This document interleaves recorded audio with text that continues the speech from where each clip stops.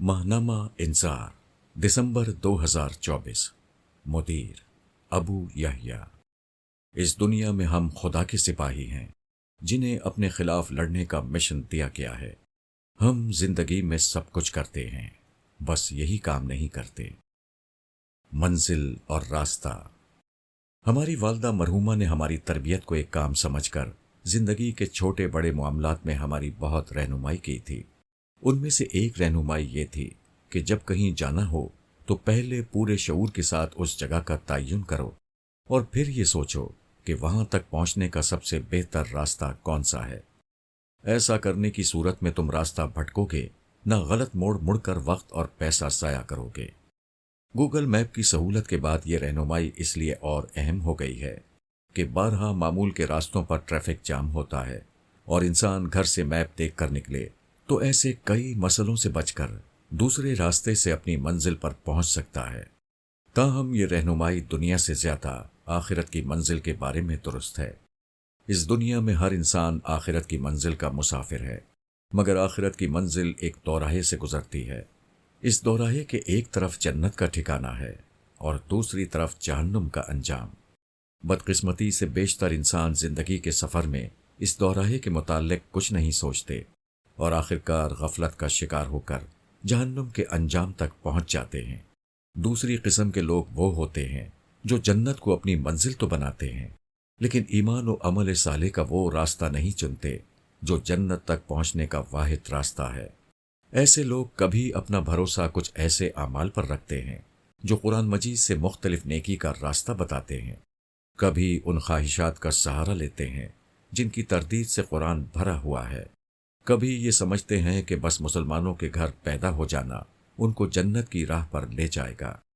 حقیقت یہ ہے کہ جنت کی منزل صرف اس شخص کو ملے گی جو ایمان و عمل صالح کا نمونہ بنے گا۔ باقی ہر شخص کا انجام جہنم کی آگ ہے، جس سے زیادہ برا ٹھکانہ کوئی نہیں ہے۔ پرندوں کا سبق۔ پرندے ہوا میں اڑنے والے پنچھی ہوتے ہیں جو درختوں کی ڈالیوں میں پتوں کے بیچ چھپ کر بسیرا کرتے ہیں، مگر دانے پانی کی بنیادی ضرورت پوری کرنے کے لیے انہیں اکثر زمین پر آنا پڑتا ہے۔ یہ وقت ان کے لیے سب سے زیادہ خطرناک ہوتا ہے۔ زمین پر وہ بڑے پرندوں اور زمینی جانوروں جیسے بلی وغیرہ کے لیے ترنے والا ہوتے ہیں، چنانچہ زمین پر آنے والا ہر پرندہ مسلسل چوکنا رہتا ہے۔ وہ دانہ چگنے، پانی پینے یا ان کی تلاش کے عمل میں ارد گرد کا جائزہ لیتا رہتا ہے اور دور سے آنے والی آہٹ اور خطرے کے قریب آنے سے پہلے ہی اڑ جاتا ہے۔ پرندوں کے اس رویے میں ایک بندہ مومن کے لیے بڑا سبق ہے۔ ایک بندہ مومن دنیا کو ترک کر کے کسی غار میں جا کر نہیں بیٹھ سکتا۔ اسے معاشرے میں لوگوں کے درمیان جینا ہوتا ہے۔ یہاں اسے انسانوں سے معاملات کرنے ہوتے ہیں، تعلقات نبھانے ہوتے ہیں، ذمہ داریاں اٹھانی ہوتی ہیں، لوگوں کے اچھے برے رویے اور زندگی کے پیچ و خم اور حالات کے نشیب و فراز کا سامنا کرنا ہوتا ہے۔ ایسے ہر موقع پر وہ شیطان کے لیے ترنے والے کی حیثیت رکھتا ہے۔ مومن اگر پرندے کی طرح چوکنا نہ رہے تو پھر لازمی ہے کہ شیطان اس پر حملہ آور ہو جائے گا۔ خواہش، ضرورت، انا، جبلت، ذوق، طبیعت، غرض کسی بھی دروازے سے شیطان آئے گا اور غصہ، جھنجھلاہٹ، مایوسی، شیخی، غفلت، بے راہ روی، بد نگاہی، بے حیائی، بے رخی، بد اخلاقی، بد سلوکی، بد اعمالی اور ان جیسے ان گنت جال ڈال کر انسان کو اپنا غلام بنا لے گا۔ جو شخص ایک دفعہ شیطان کا غلام بن گیا، اس کا آخری انجام جہنم ہے۔ اس بدترین انجام سے وہی شخص بچ سکتا ہے جو پرندوں کی طرح جینا سیکھ لے۔ جنت ایسے ہی لوگوں کی منزل ہے۔ پاکستان اور دبئی۔ دنیا بھر میں آج دبئی کا شہرہ ہے۔ عالم عرب کے برخلاف دبئی نے یہ ترقی پیٹرول کے ان سمندروں کے بغیر کی ہے جنہوں نے عالم عرب کو بیٹھے بٹھائے سیال سونے کی کانوں کا مالک بنا دیا۔ دبئی کی ترقی کا راز اگر ایک جملے میں بیان کیا جائے تو وہ قومی پالیسی کا تسلسل ہے۔ 19ویں صدی میں دبئی ساحل پر مچھیروں کے ایک گاؤں کے سوا کچھ نہ تھا۔ اس گاؤں میں کبھی وبائیں پھیل جاتی اور کبھی آگ لگنے سے درختوں سے بنی بستی جل جاتی، مگر اس گاؤں کے سربراہ مختوم خاندان کے لوگ ذہین تھے۔ انہوں نے یہ جان لیا کہ صحرائی علاقوں میں واقع مچھیروں کی ایک بستی کا جدید دنیا میں کوئی مقام نہیں ہو سکتا۔ چنانچہ 20ویں صدی کے آغاز پر انہوں نے اپنی جغرافیائی حیثیت اور ساحلی بندرگاہ کو استعمال کرنے کا فیصلہ کیا۔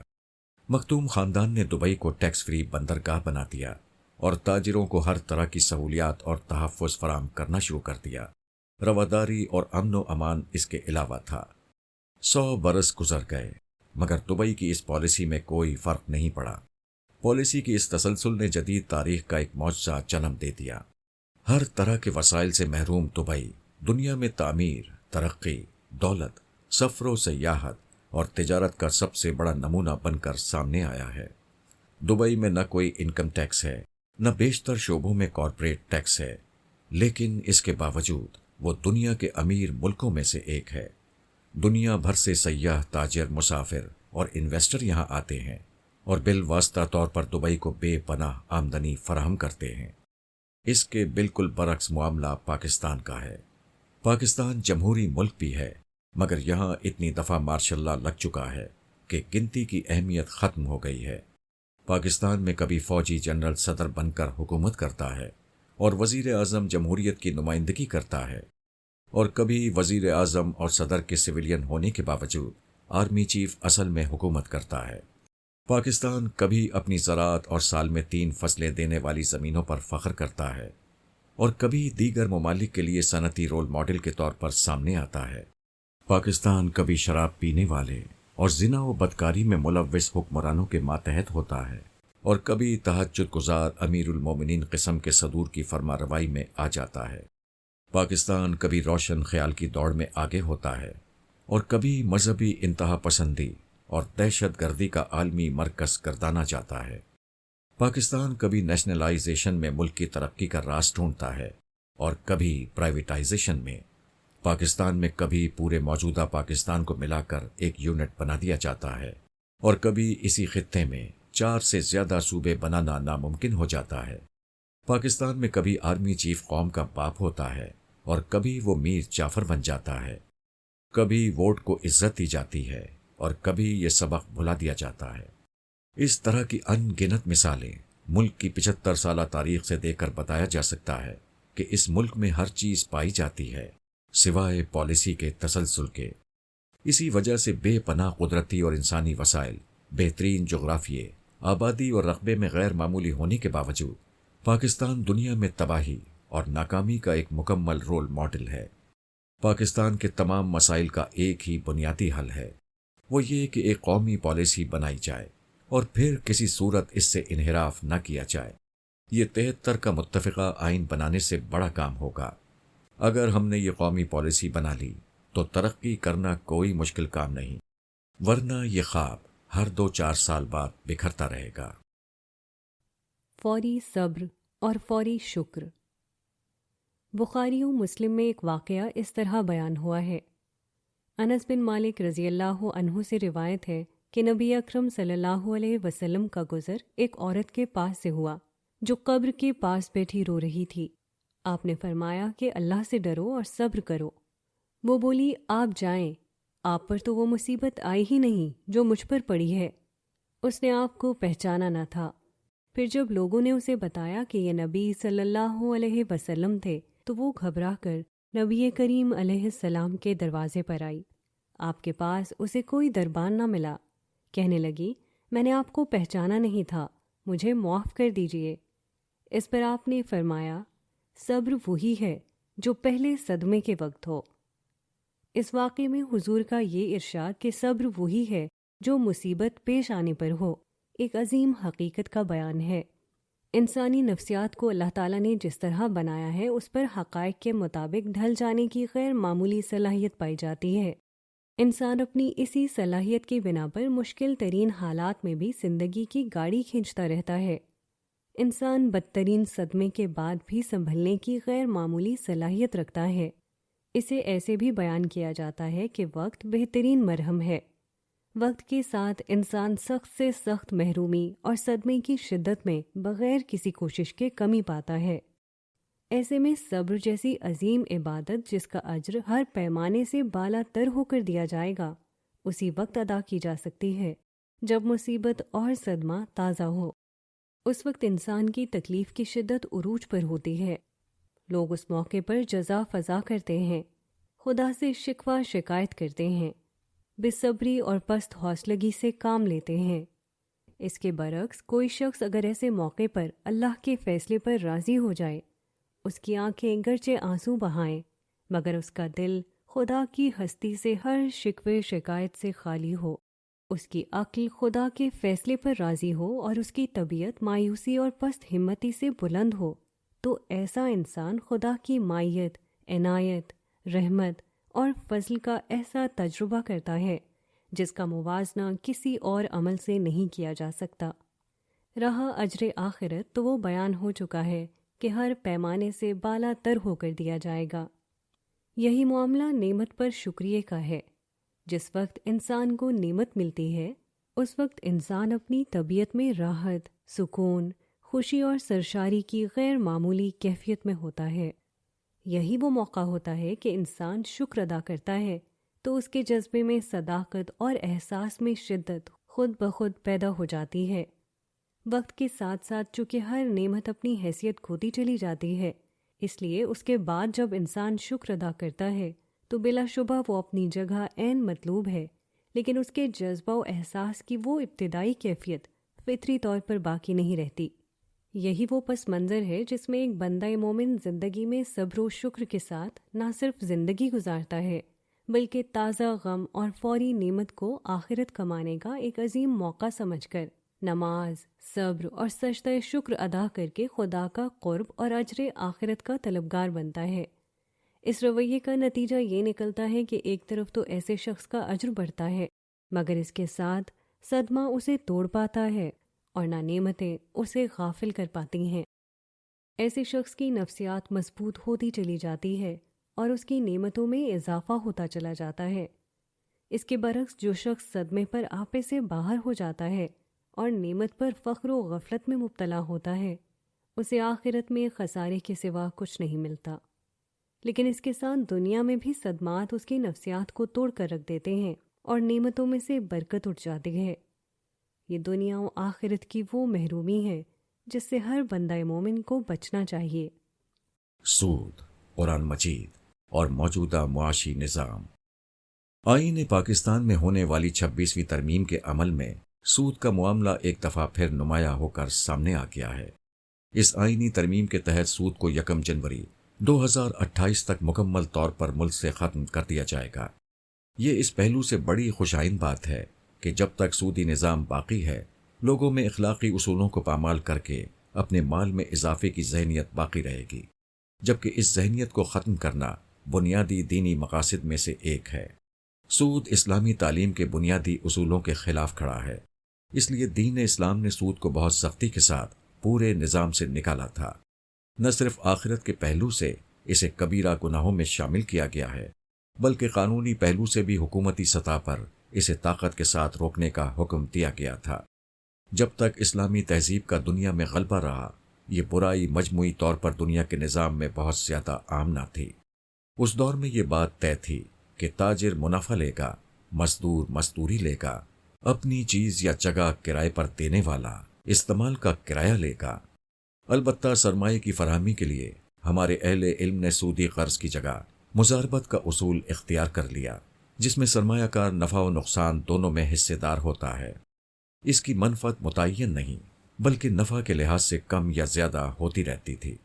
اسلامی عہد میں زراعت بنیادی ذرائع پیداوار تھے اور ان کے لیے بہت بڑے پیمانے پر سرمایہ کاری کی ضرورت نہیں پڑا کرتی تھی۔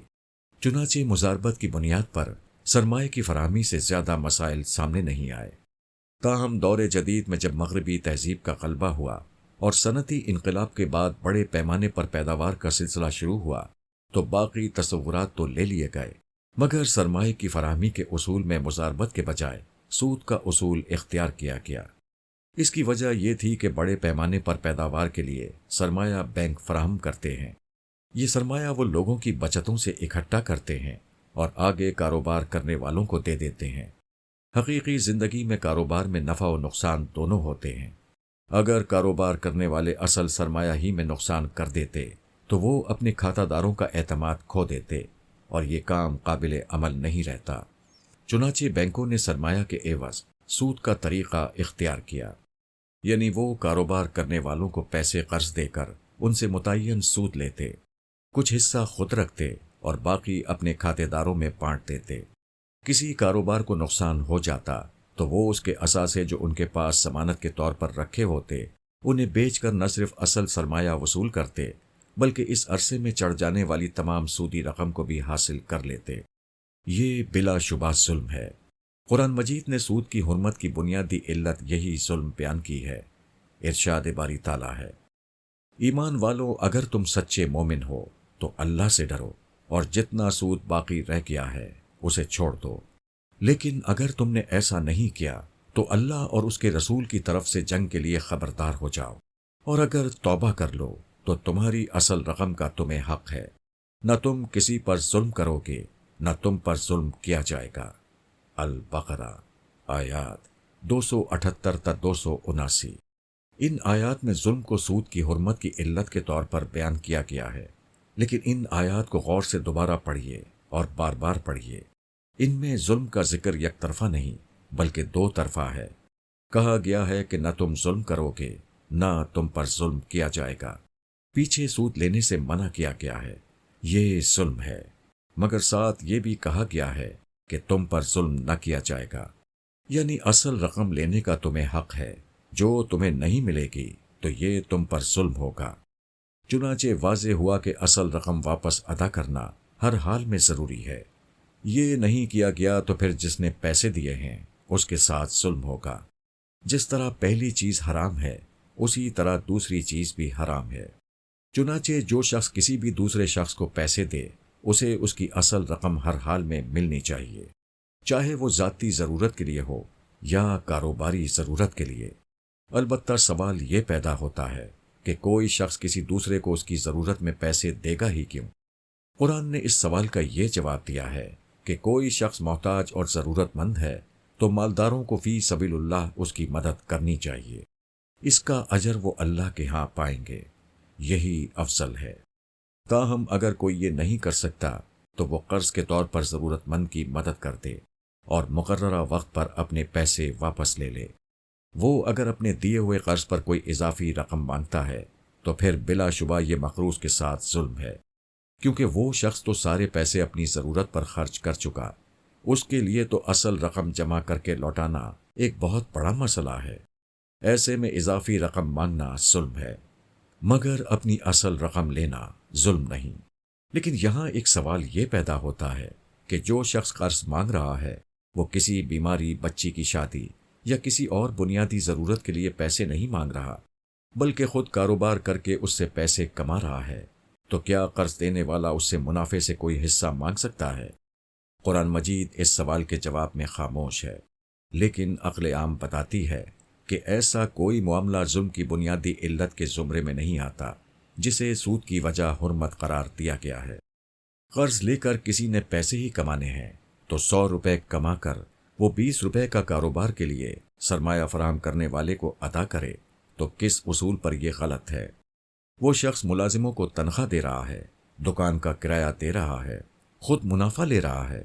یہ تینوں کام اگر غلط نہیں تو چوتھا کام کس اصول پر غلط ہے؟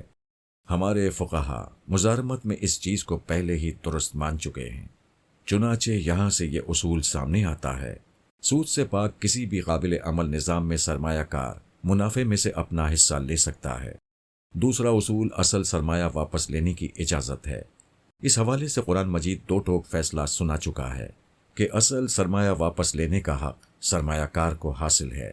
یہاں ایک عملی سوال یہ پیدا ہوتا ہے کہ کاروبار میں نقصان ہو جائے تو تب کیا ہوگا؟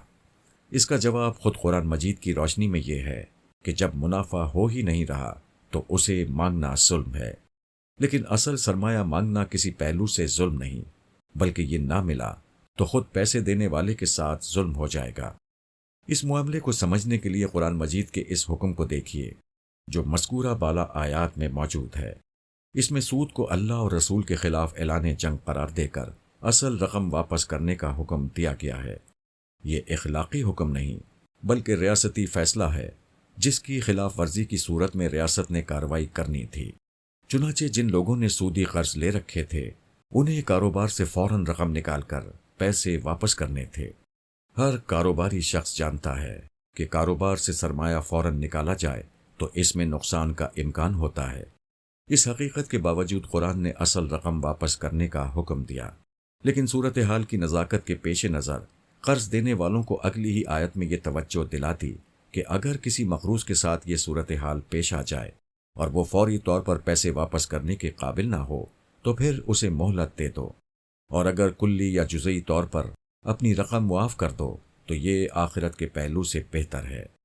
ارشاد ہوا، اور مقروض کبھی تنگ دست ہو تو ہاتھ کھلنے تک اسے مہلت دو، اور اگر تم بخش دو تو یہ تمہارے لیے بہتر ہے اگر تم سمجھتے ہو۔ البقرہ آیت 280۔ چنانچہ قرآن مجید بالکل دو ٹوک ہے کہ اپنے اصل پیسے واپس لینا کسی صورت غلط نہیں، چاہے کسی نے ذاتی ضرورت کے لیے پیسے لیے ہوں یا کاروباری ضرورت کے لیے۔ البتہ مقروض تنگ دست ہو یا کاروبار میں نقصان ہو تو اسے مہلت یا معافی دی جا سکتی ہے، مگر یہ کوئی قانونی تقاضا نہیں ہے۔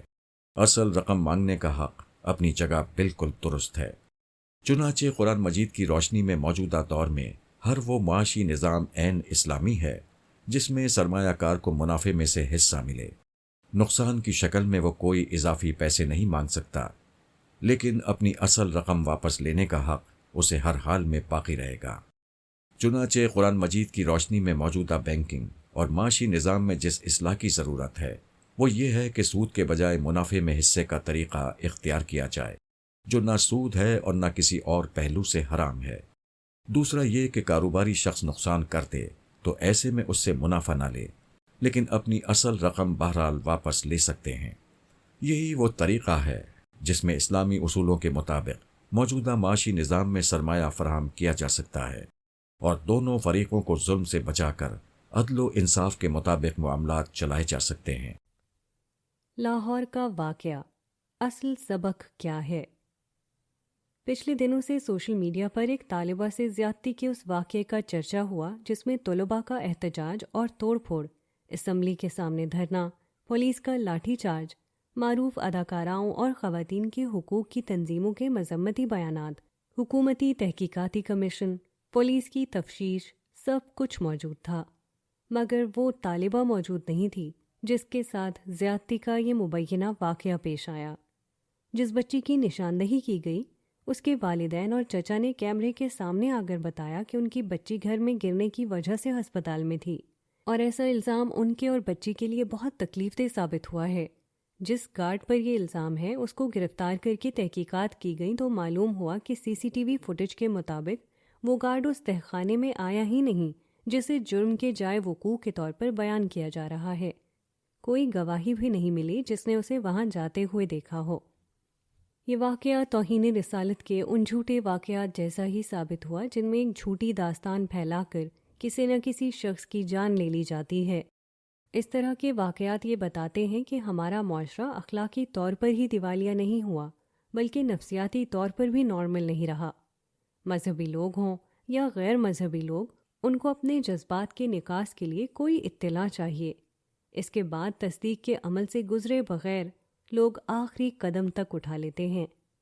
ایک واقعہ جو ہوا ہی نہیں، اس کی بنیاد پر بے گناہوں کی جان، مال اور آبرو سب کو برباد کر دیا جاتا ہے۔ ہمارا مسئلہ نہ معاشی ہے نہ سیاسی، ہمارا مسئلہ قومی سطح پر اخلاقی ہے اور انفرادی سطح پر نفسیاتی۔ ایسے میں کرنے کا سب سے بڑا کام اخلاقی اصولوں کی دعوت اور فرد کی نفسیاتی تربیت ہے۔ اس کے بغیر ہم ایک نارمل قوم نہیں بن سکتے۔ سوال و جواب، زرعی بائیو ٹیکنالوجی اور اسلام۔ Doctor Asif Jafar, assistant professor IBA، Karachi university, زرعی بائیو ٹیکنالوجی کے اوپر اسلامی تناظر میں ایک تحقیق کر رہے ہیں۔ اس حوالے سے انہوں نے ایک سوال نامہ مدیر انظار کو ارسال کیا تھا۔ قارئین کی دلچسپی کے لیے ان سوالوں کے جوابات شائع کیے جا رہے ہیں۔ ادارہ: سوال: زرعی بائیو ٹیکنالوجی سے متعلق آپ کیا جانتے ہیں؟ کیا آپ اس کے کچھ فوائد و نقصانات سے آگاہ ہیں؟ جواب: زرعی بائیو ٹیکنالوجی اپنے تصور کے لحاظ سے ایک قدیم چیز ہے، یعنی زرعی پیداوار کو بہتر بنانے اور اس میں اضافے کے لیے لوگ پہلے بھی مختلف طریقے استعمال کرتے تھے۔ زرعی پیداوار ہی نہیں بلکہ حیوانات میں بھی ان کے ملاپ کے ذریعے سے تجربات کیے جاتے تھے، اور خچر جس کا ذکر سورہ نحل میں گھوڑے اور گدھے کے ہمراہ اللہ تعالیٰ کی نعمت کے طور پر ہوا ہے، اس کی ایک بہت عام مثال ہے۔ فصلوں کے حوالے سے تعبیر نحل کا ایک مشہور واقعہ ہے جو روایات میں اس طرح آیا ہے۔ نبی صلی اللہ علیہ وسلم کا کچھ لوگوں کے پاس سے گزر ہوا جو کھجوروں میں پیوند لگا رہے تھے۔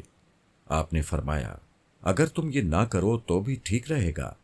کہا، اس کے بعد گھٹلیوں کے بغیر ناقص کھجوریں پیدا ہوئیں۔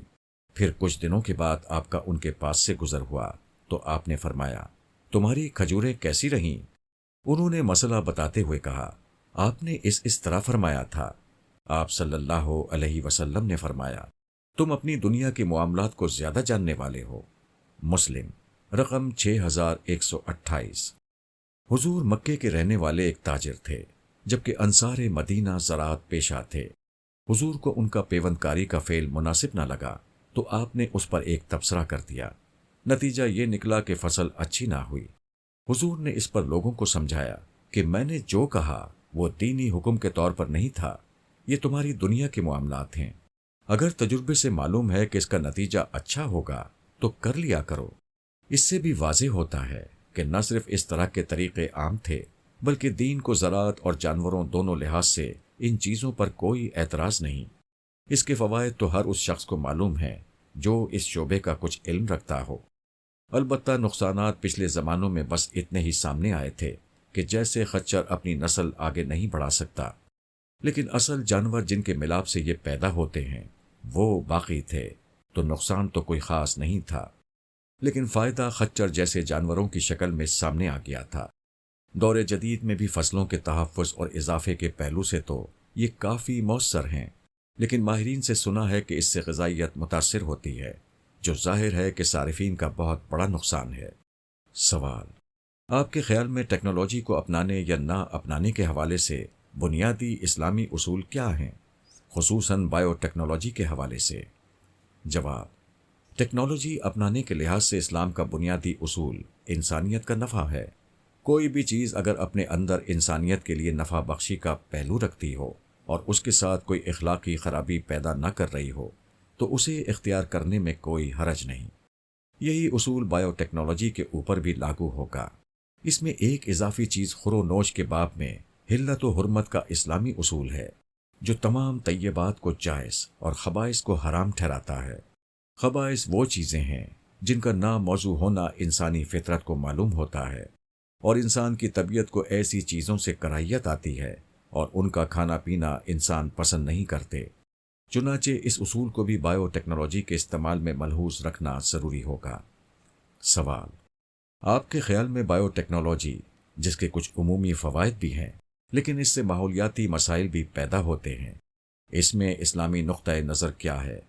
کیا ہم میزان کے اسلامی تصور کو اس بحث سے جوڑ سکتے ہیں؟ اس کی حکمت عملی کیا ہوگی؟ جواب، ماحولیاتی کا مسئلہ پوری انسانیت کا مسئلہ ہے۔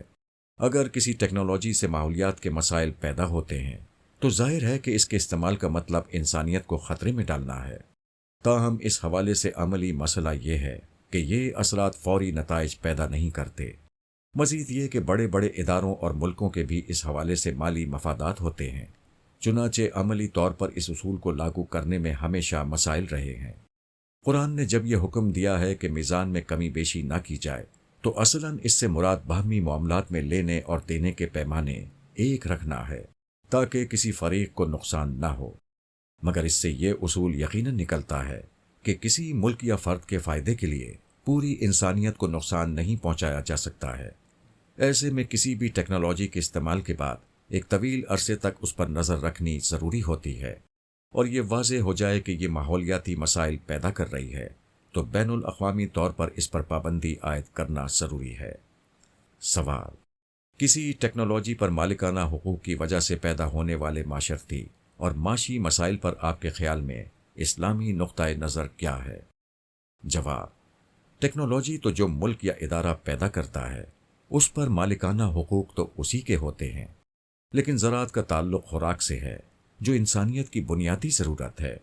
ہر انسان زندہ رہنے کے لیے خوراک کا محتاج ہوتا ہے۔ ایسی بنیادی چیز پر اگر کسی ادارے کی یک طرفہ اجارہ داری قائم ہو جائے تو اس کے نتائج بہت برے نکلیں گے۔ ایسی کمپنیاں اپنے منافع کے لیے غیر انسانی شرائط عائد کرتی جائیں گی، جس کے ہولناک معاشی اور معاشرتی اثرات ہوں گے۔ چنانچہ اس نوعیت کی ہر ٹیکنالوجی کے پیش کرنے والی کمپنی کے طریقہ کار پر گہری نظر رکھنا ضروری ہے، اور ملکی و عالمی قانون سازی کے ذریعے سے توازن قائم رکھنا ضروری ہے۔ سوال: آپ نے مونسانٹو کمپنی کا مختصر تعارف پڑھا، اس کی سرگرمیوں سے متعلق اسلامی نقطۂ نظر کیا ہے، اور ایسے ادارے کے بارے میں آپ کے خیال میں ایک ریاست کے لیے اسلامی ہدایات کیا ہیں؟ جواب: کسی متعین فرد یا ادارے کے بارے میں رائے دینا ہمارا طریقہ نہیں۔ ہم نے اصول واضح کر دیے ہیں، ان کی روشنی میں تمام کمپنیوں کے معاملات کا جائزہ ماہرین کو لیتے رہنا چاہیے۔ ان اصولوں میں انسانیت کے لیے نفع بخشی، اخلاقی اصولوں کی پابندی، غذا جیسی بنیادی چیزوں میں اجارہ داری سے پرہیز، ماحولیات کے مسائل جو مجموعی طور پر انسانیت کے لیے باعث ضرر ہوں شامل ہیں۔ نیز ایسی کمپنیوں کے استحصال پر مبنی وہ پالیسیاں جو بڑے بڑے بجٹ اور لابنگ کے ذریعے سے حکومتی پالیسیوں کو اپنے حق میں کرانے جیسی چیزوں پر مشتمل ہوتی ہیں، ان پر بھی نظر رکھنی چاہیے۔ مختصر یہ، کسی ادارے کے مفاد کو انسانیت کے مفاد پر غالب نہیں آنے دینا چاہیے۔ سوال: اسلامی مفکرین کی آراء اس معاملے میں متفرق ہیں، آپ اپنی پوزیشن کہاں رکھتے ہیں؟ احتیاطی تدابیر کے ساتھ زرعی بائیو ٹیکنالوجی کو اپنانا چاہیے یا احتیاط کے تحت اس سے اجتناب کرنا چاہیے؟ جواب: ٹیکنالوجی کو اختیار کرنے میں کوئی حرج نہیں، مگر اسے ہمیشہ احتیاط کے ساتھ کچھ متعین اصولوں کی روشنی ہی میں اختیار کرنا چاہیے۔ بائیو ٹیکنالوجی میں مذکورہ بالا تمام اصولوں سمیت اس بات کو بھی ملحوظ رکھنا چاہیے، جس کی طرف بہت سے ماہرین توجہ دلا رہے ہیں، کہ اس ٹیکنالوجی کے استعمال سے فصلیں محفوظ اور پیداوار گرچہ زیادہ ہو رہی ہے، مگر ان میں غذائیت ختم یا کم ہو رہی ہے۔ یہ ظاہر ہے کہ ایک سنگین بات ہے، اور اس کے نتیجے میں انسانیت کے مفاد کو خطرہ درپیش ہے۔ کوشش کرنی چاہیے کہ پیداوار کے تحفظ اور اضافے کے ساتھ اس کی کوالٹی کو بھی اپنی جگہ رکھنے کا اہتمام کیا جائے، ورنہ اس کی نوعیت وہی ہوگی جو ملاوٹ کی ہوتی ہے۔ سوال: اس تناظر میں کوئی اور اسلامی تعلیمات جو آپ شیئر کرنا چاہیں، یا کوئی اور بات جو اس حوالے سے آپ کہنا چاہیں؟ جواب: اس خاص مسئلے میں ایک توجہ طلب چیز یہ ہے کہ غذائی پیداوار میں اتنے اضافے کی ضرورت اس لیے پیش آ رہی ہے کہ انسانیت کی آبادی میں بہت اضافہ ہو رہا ہے۔ صرف پچھلی ایک صدی میں انسانی آبادی 2 ارب سے 8 ارب تک پہنچ چکی ہے۔ بدقسمتی سے خاص طور پر ہمارے جیسے ملکوں میں تو آبادی میں اضافے کو ایک مذہبی چیز بنا دیا گیا ہے، جبکہ در حقیقت اس نوعیت کی کوئی دینی تعلیم موجود نہیں۔ اصل ممانعت قتل اولاد کی تھی، جو عرب کا ایک دستور تھا۔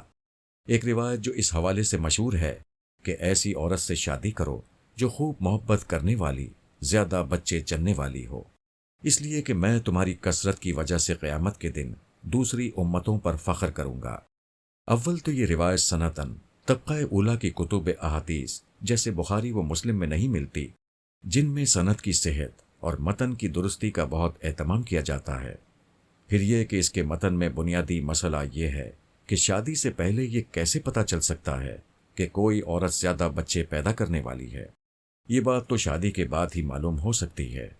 چنانچہ اس ہدایت کا کوئی محل سمجھ میں نہیں آتا۔ یہی محسوس ہوتا ہے کہ راویوں کے تصرفات نے اصل بات کو کچھ سے کچھ بنا دیا ہے۔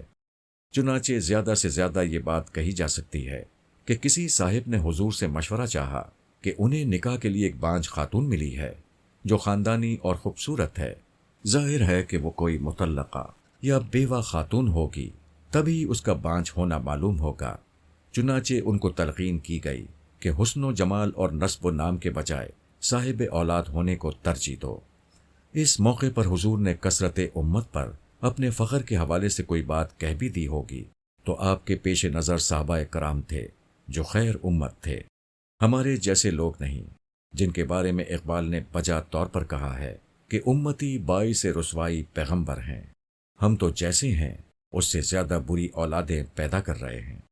چنانچہ اس ہدایت کا ہمارے اس مروجہ رویے سے کوئی تعلق نہیں کہ اپنے حالات اور ماں کی صحت کو نظر انداز کر کے اولاد پیدا کرتے چلے جاؤ، خاص طور پر ایک ایسے دور میں جب بچوں کو تعلیم دلانا اور ان کی پرورش ایک مسئلہ بن چکا ہے۔